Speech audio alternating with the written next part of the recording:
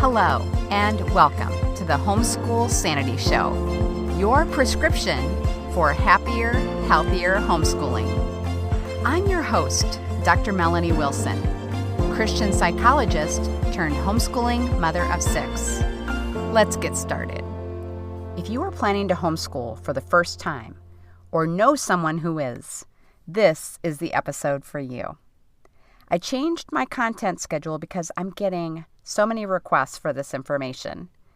I can save myself time and do a better job by presenting this information in podcast format.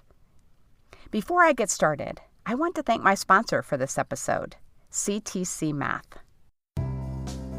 Have you tried CTC Math yet with your child? Here's a testimonial from another happy homeschool mom. Amber said, "I'm absolutely thrilled with CTC Math. It's a rare find that I've used with my children for more than 6 years now. I have 6 children using CTC Math, and each child has found it easy to navigate and very applicable. I love seeing them enjoy this math program and grow in their mathematical journey. Thank you so much for all that you're doing and for providing quality math lessons for my children." So friends, if you're looking for a great online math program, visit ctcmath.com. That's ctcmath.com. The first step in homeschooling is to decide if homeschooling is right for you. It took me some time to decide to homeschool. I believed God had called me to write and speak, and there was no way I would have time to homeschool. Now here I am writing and speaking about homeschooling and loving it. Homeschooling has been a blessing to our family spiritually, academically, and relationally. I'm thankful God wouldn't stop telling me I should do it. I have 4 graduates so far who have all been A students in college. More importantly, we are a close family who loves God. But if you're listening to this episode, you're obviously interested in homeschooling. I want to be clear that there are disadvantages of homeschooling too. The most obvious disadvantage is potential loss of income if you or your spouse quits working or cuts back on work hours to homeschool. The younger your students, the more direct time you will have to spend teaching them. Even working at home or being self-employed will not be without its challenges if you are homeschooling too. Second, your house will be messier. More meals, experiments, and daily living will happen at home. That will require more cleaning and cooking time. There are strategies to minimize this, but if you've had kids at home for the summer, you know what it's going to be like.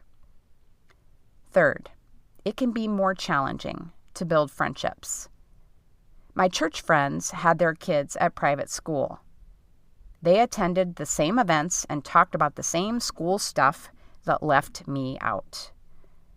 Over the years since I began homeschooling, getting together with other homeschooling families socially has become more challenging. Moms are looking at their smartphones, dropping their kids off at the learning center, and running them to activities. They're not as interested in a low-key play date at the park. That means it can be harder for your kids to build close friendships too. It's not impossible by any means, but you have to be intentional. Finally, having breaks can also require more effort on your part. Whether you want to exercise alone, spend time with a girlfriend, or just go to the bathroom by yourself, having kids at home full-time requires an adjustment. I worked out while my kids did classes at the Y or were in the gym's nursery. I went out with friends while my husband was home. And I also had a mother's helper come 1 day a week when my kids were young. These practices saved my sanity. If I haven't dissuaded you from considering homeschooling, the second step is to learn the homeschool laws for your state. The The Homeschool Legal Defense Association website, hslda.org, is the best place to start. While you are at the HSLDA website, consider joining their organization. Members have the assurance of having legal counsel in the event their right to homeschool is challenged. Your third step is to contact a local support group. Many of them offer seminars for new homeschoolers. These groups can also tell you how to follow your state's homeschooling laws. My group offers achievement testing, recommended medical and educational professionals that are pro-homeschooling, and a huge list of activities for homeschoolers. Your fourth step is to decide which homeschool approach you'll try first. Many beginning homeschoolers choose a traditional textbook or all-in-one boxed curriculum to start with because it makes them feel more comfortable. Should they choose to return their kids to school, they feel confident that their education has been similar enough to make the transition smooth. Others choose an online curriculum for the same reason. While this approach will be familiar, it can be dry and overwhelming. You may feel every lesson and exercise has to be completed, whereas in traditional school, teachers will pick and choose material to cover and will not complete the entire book. I started homeschooling using a unit study approach, and for elementary students, I think it's a great way to introduce yourself and your kids to a new way of learning. You study one topic that is of interest to you in depth, reading related fiction and nonfiction, doing related art projects, listening to music, and even doing related science experiments. Check the show notes for resources I recommend. A Charlotte Mason approach to homeschooling is popular with homeschoolers now. This approach uses literature rather than textbooks and nature study rather than textbook science. I'll link you to an episode I did on the topic in the show notes. Eclectic homeschooling is another great option. Like a general contractor, you choose curriculum you like for each subject without trying to strictly follow a particular approach. This is the approach I've used for many years now and love. Together with the Charlotte Mason approach, it's also the approach most closely aligned with the story-based elementary language arts curriculum I've created, called Grammar Galaxy. Learn more about it at fun2learnbooks.com. Finally, you can choose to unschool. This is recommended to help students break out of a traditional school mode, but it can be challenging for beginners to do well. I will link you to excellent episodes on this topic. Whichever approach you choose, realize that there is a lot of flexibility in what you teach. There is no national standard for what has to be taught when. There are guidelines called a scope and sequence. You'll find a lot of repetition in a language arts scope and sequence, and lots of variety in topics for grade levels in history and science. Math tends to be more standardized. If you aren't returning your kids to the classroom anytime soon, you can relax and choose curriculum that suits your children's needs. Fifth, attend a homeschool conference if you can. I will be at the Great Homeschool Convention in Cincinnati this weekend and in Ontario, California later this month. But there are excellent online conferences you can attend as well. The speakers will educate and inspire you, and you'll have a chance to look at lots of curriculum and purchase it without paying shipping. Many events, like the Great Homeschool Convention, have a new homeschooler track.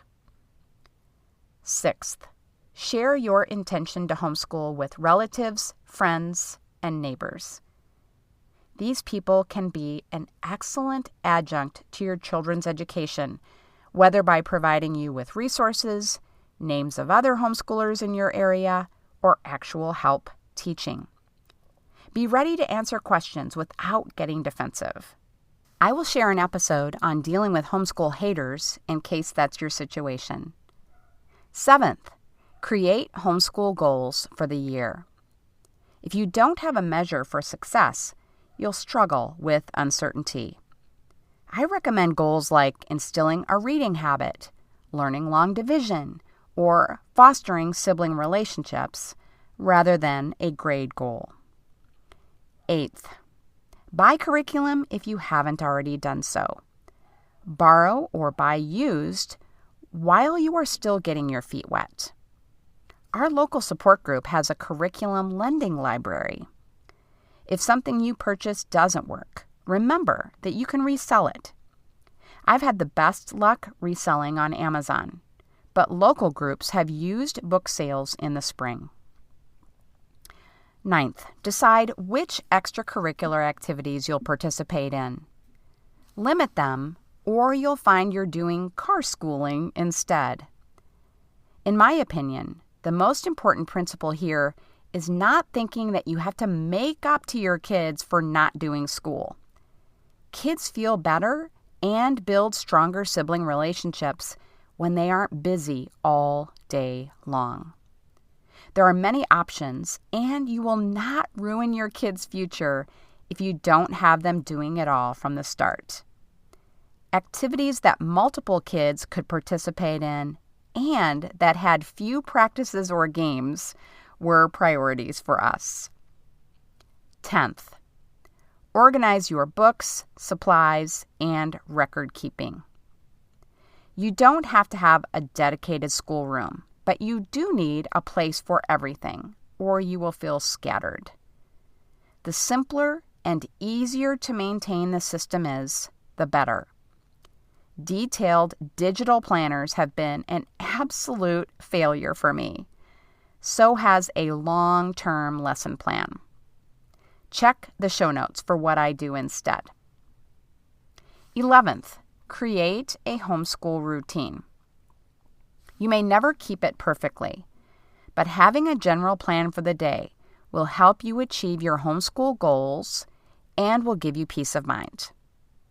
I knew I would have to put my kids in school and stop having babies when I didn't have a routine.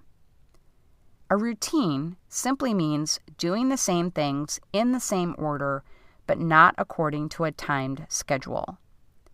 A routine gave me confidence that I could keep homeschooling. Start with an evening routine where you have dishes washed or in the dishwasher and clothes and supplies set out for the next day. 12th, create a chore plan. You will resent the extra cleanup if you don't have your kids pitching in. Before we started school for the day, we cleaned up after breakfast, picked up, made beds, and wiped bathrooms down. Weekly chores were done later. Again, I recommend against elaborate chore charts. The easiest approach is to go room to room together and assign chores as you go. 13th, create a simple meal plan. If you have a list of your favorite, easy-to-make meals with the accompanying grocery list, you can shop just once a week and know what's for dinner. You can double or triple meals and put them in the freezer to free you up too. My crock pot and Instant Pot have been invaluable cooking helps for me. Accomplishing steps 10 to 13 is much easier with the Organized Homeschool Life book and planner. Every week, you'll complete a new challenge and you'll make organizing a habit with simple 15-minute missions. Find a link in the show notes or check it out at funtolearnbooks.com. 14. Make the first day of school special. Have the kids write what they're looking forward to in school and save it until the end of the year. I have made special meals, taken the kids out to eat, given them new school supplies via a treasure hunt, or done fun field trips for the first day. Our local support group has a fun, not back to school picnic that the kids loved. See the show notes for more ideas. Finally, make plans to stay motivated. The excitement at the beginning of the year won't last, unfortunately. Even if your kids say they're crazy about homeschooling at the start, they'll behave like typical kids and will start complaining.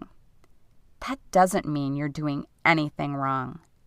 Kids don't have to love all of homeschooling, but they do have to do it. If you need help with discipline, check the links I'm sharing in the show notes. If you're having trouble staying productive, check out my book, A Year of Living Productively, which has more than 80 different experiments you can try to help you break through procrastination. Where your kids are concerned, don't be afraid to experiment with a new routine, a new school location, or a new topic to study. Talk to your new homeschooling friends if you're stuck. And I hope you'll subscribe to this podcast for fresh motivation. I pray that homeschooling is as much a blessing to you and your family as it has been to mine. Still have a question? Shoot me an email at psychowith6@gmail.com. That's the number 6. Thanks again to CTC Math for sponsoring this episode. Find all the links I've mentioned at homeschoolsanity.com/how-to. Thank you for joining me. Happy, healthy homeschooling can be yours. It begins with one small step.